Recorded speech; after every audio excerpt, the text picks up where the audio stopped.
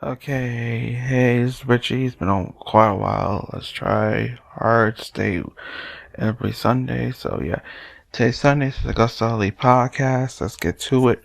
On this episode, it's about WrestleMania Chaos, Revolution Fallout, and a wild week in wrestling.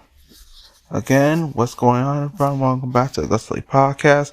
Place we break down everything happening in professional wrestling across WWE and AEW.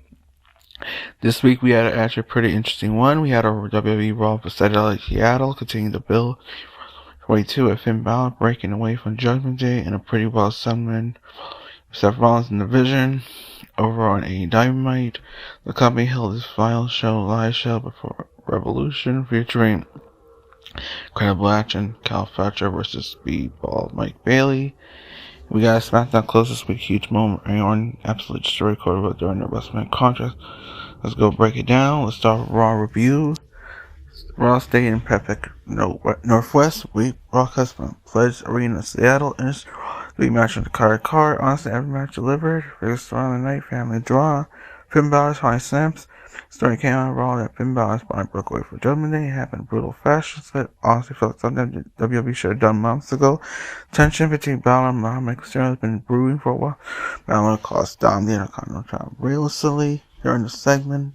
Dominic and Balor basically everything said was going to teach Dom a lesson, become a great Mysterio ever. But Balor went feeding further. He said all this time, Rey Mysterio was right. Dominic was being a small brat. Dominic off. Dominic along the rest of Judgment Day absolutely destroyed Balor. Dom's chair shot one of the great moments of the night. Dominic delivered in 619 with a hammer hit in his boot with a ball splash onto the Trevor covered Balor. The beating was vicious. Here's Sting.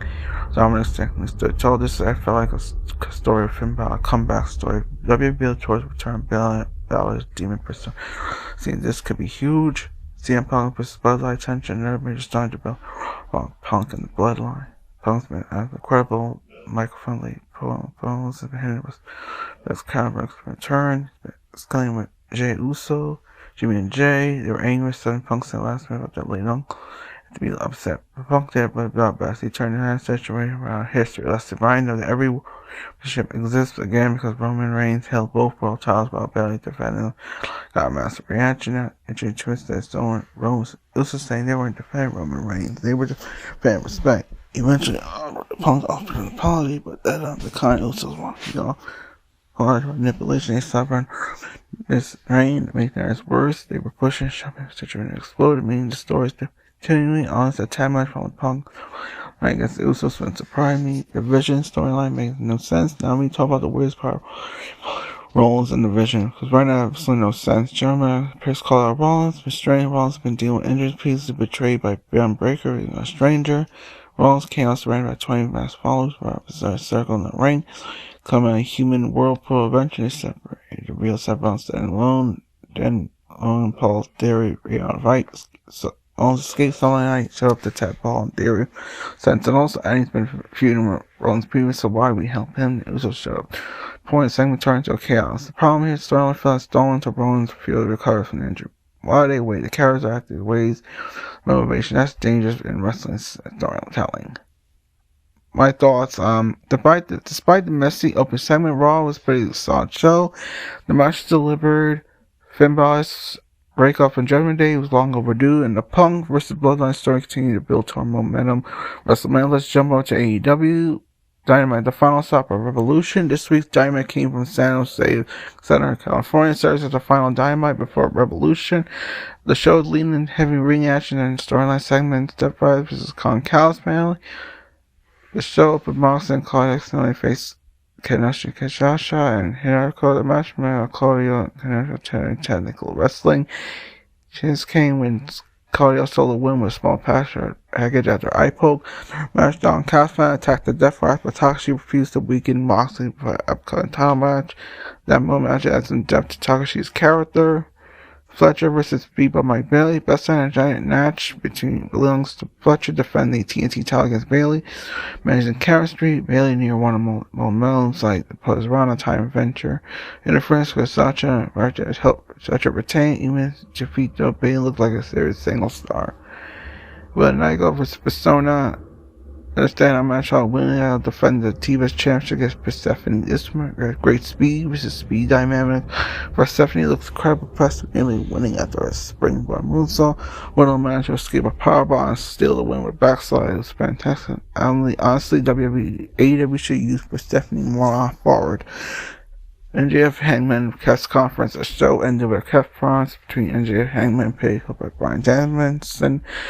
Unfortunately, 17 when rant landed. The press conference slowed things down. The crowd was chanting boring. Things broke down. The fight with Hangman hitting dead eye, but MJF was scared. It was a terrible, it definitely wasn't supposed to go home segment back for a Rager pay-per-view. Rush's show and Dynamite excellent, but as a go home show, a rush. Most of the storyline moments apparently happened on Collision. Instead, the action was drawn out to make the show an easy watch. We go to Smackdown on Smash. We got a Smackdown match, the biggest match. We made a segment of the contract signing. Cody was ready for the WrestleMania. Got violent. Orton turns. Cody reflected on his history. Orton even talked about the first match. He got a 2007. Under a minute, he needed one more title reign, but he struggled with the idea of taking the champ to someone he considered a friend. Sure, it's encouraged to give him to the voice head. Orton did exactly immediately. Orton smashed the table, kicked him low, threw him in the ring, then real damage started. Orton smashed Cody's head and steel set. Ultimate time busting him eye open and leaving him bleeding. One play looked like Orton might regret it, but he shook it out to attack. Jumping in persona, music, Shin, Johnny Roll trying to stop him. Orton shoved Joseph over the side, turned with a switch. Orton started calming the ring home. The championship was visual. Other highlights. Other interesting development. The Bella chance to return and extend themselves to a women's tag team title picture. Cargill picks up win over Mitchell before confronted by Rhea Ripley. Chick Bones defeated Jacob 2. Interference from Drew McIntyre setting up Fatu McIntyre next week. This week, Wrestling better everything. Raw delivers strong match, some confusing storyline. Dynamite fantastic, but felt underwhelming. Pay-per-view, go home, show Smackdown, close things in one of the segments. So far, WrestleMania, AEW Revolution, are going to get crazier. If you enjoyed this episode of AgostoAllElite Podcast, make sure to follow, share, and support the show. I'll catch you all in the next episode. Bye.